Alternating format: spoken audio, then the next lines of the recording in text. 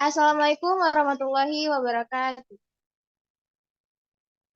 Baik, kami dari kelompok 5 ingin mempresentasikan hasil kerja kelompok kami yang berjudul Respirasi Tumbuhan, di mana beranggotakan saya sendiri Aca Putri Nazira dan rekan saya Nurul Ta'ala Putri dan Sela Eliza, dengan dosen pengampu Ibu Yayu Putri Rahayu, SSI, MSI.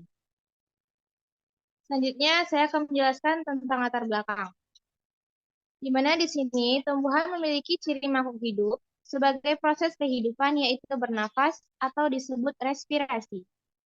Sama halnya dengan makhluk hidup yang lain, tumbuhan pun melakukan proses bernafas. Sel pada tumbuhan dan hewan menggunakan respirasi seluler sebagai alat untuk mengubah energi tersimpan menjadi bahan kimia yang dikonsumsi oleh sel individual. Tumbuhan memiliki alat respirasi di antaranya yaitu stomata, lentisel, dan ujung akar. Tanpa adanya respirasi tumbuhan akan mengalami kemunduran fisiologis karena respirasi merupakan proses yang vital bagi kehidupan tumbuhan. Selanjutnya ada pengertian respirasi. Respirasi berasal dari kata Latin respirar yang secara harfiah berarti bernafas. Seorang ahli kimia bangsa Prancis yaitu Lavoisier yang menyatakan bahwa respirasi adalah pembakaran yang diinterpretasikan secara tepat sebagai kombinasi kimia dari senyawa yang terbakar dengan oksigen. Pada hakikatnya, respirasi adalah pemanfaatan energi bebas dalam makanan menjadi energi bebas yang ditimbun dalam bentuk ATP. Dalam sel, ATP digunakan sebagai sumber energi bagi seluruh aktivitas hidup yang memerlukan energi. Selanjutnya akan dijelaskan oleh Sela Eliza. Baik, selanjutnya itu ada macam-macam respirasi. Respirasi itu terbagi menjadi dua. Ada respirasi aerob, yaitu respirasi yang memerlukan oksigen. Penguraiannya lengkap sampai menghasilkan energi, karbon dioksida, dan uap air. Selanjutnya ada respirasi anaerob, yaitu respirasi yang tidak memerlukan oksigen, tetapi penguraian bahan organiknya tidak lengkap.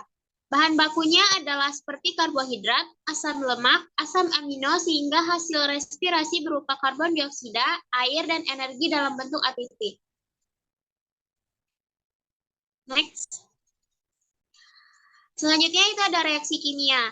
Reaksi kimia itu ada dari respirasi karbohidrat secara umum, yaitu C6H12O6 plus O2, menghasilkan 6 CO2 ditambah H2O ditambah energi.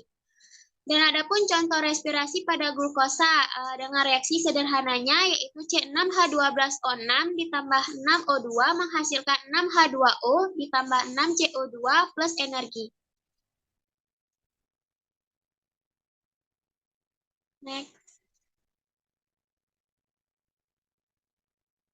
Baik. Selanjutnya akan dijelaskan oleh Nurulita. Baik, selanjutnya ada mekanisme respirasi. Yang pertama ada mekanisme respirasi aerob. Tahap yang pertama adalah tahap glikolisis atau perubahan glukosa menjadi asam pirufat.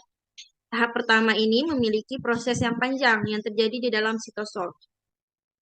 Kemudian ada konversi asam pirufat menjadi asetil koenzim A yang disebut juga dengan dekarboksilat oksidatif. Pada siklus ini bertugas untuk mengubah asam pirufat agar dapat diproses lanjutan di tahap selanjutnya. Kemudian ada siklus Krebs yang berlangsung di matris mitokondria yang akan memproses molekul asetil koenzim dengan molekul karbon. Pada tahap terakhir akan terjadi sistem pengangkutan elektron atau transport elektron yang terjadi di permukaan membran plakoid. Setelah melewati semua tahap, elektron akan bergabung dengan ion hidrogen dan atom oksigen di udara dari udara sehingga menghasilkan molekul air. Yang kedua adalah mekanisme respirasi anaerob. Yang pertama adalah fermentasi alkohol.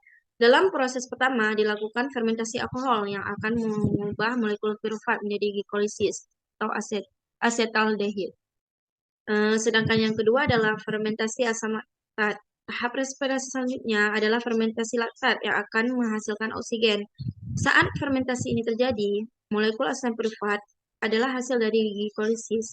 Selanjutnya, glikolisis akan menerima elektron dan hidrogen yang berasal dari NADH.